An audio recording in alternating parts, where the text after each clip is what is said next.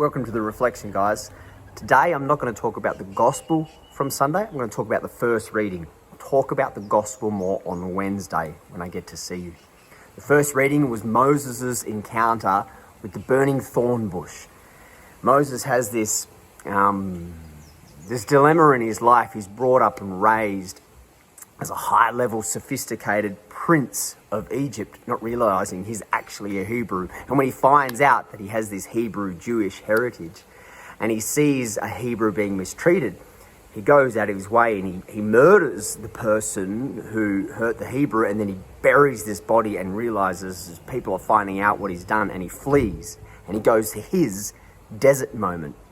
Desert, Lent, theme of desert and Lent, having our isolation moments in Lent. He has his own moments. And this is a couple of thousand years before Jesus comes on the scene. So he's out in the desert and he becomes a sheep herder with this group of nomads out in the desert. And one day he's obviously going through his trial, his mental trial in his head of what he'd done back in the land of the pharaohs, or wherever he was, whatever the Egyptians are doing there. He has that moment of I've got to escape from this. So he goes to his desert, and this is where he is. What we understand from this is before we deal with God properly in our lives, we have to be purged of something. We have to have a moment of here's what I've been doing wrong. We have this moment where maybe you get rid of a certain outlook you have. Maybe you get rid of a certain ego you have. Maybe you get rid of a certain psyche or something that's weighing heavily on you. We need to get rid of these things. They have to, in a sense, fall away from us. If we're really to encounter God properly, most of us go through a time of, this is what I need to get better at. Let this fall away, and we can encounter God more properly.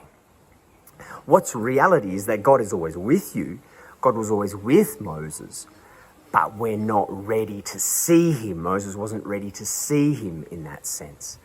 And how does God appear? Well, he appears in a flame, a light, very symbolic of God. And the same last week when Jesus is transfigured.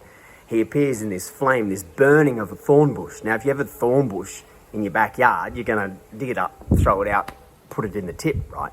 God appears in the lowliest of these living things, this thorn bush, as a light. He's vivid. He makes the thorn bush more better of itself, more vivid, more luminous, more wonderful. And it's the same with us. When God is revealed through us, it makes us better versions of ourselves. We ourselves are more vivid, more fully alive. It said that God's joy is humans fully alive. We're more enhanced of ourselves. And Moses is like, well, I've got to go explore this burning thing over here. But he stopped very quickly. He's told, take your shoes off. You're not exploring anymore. This is holy ground. What does holy mean? Holy means set apart. And the voice is God from the burning thorn bush. He says, wait, you're not in control. God is in control. And what do we see from this? We see that we can't grasp God, but we also can't hide from him. We can't control him. We also can't avoid him. We can't manipulate him. We can't run away from him. He is close to us, and yet he is still set apart.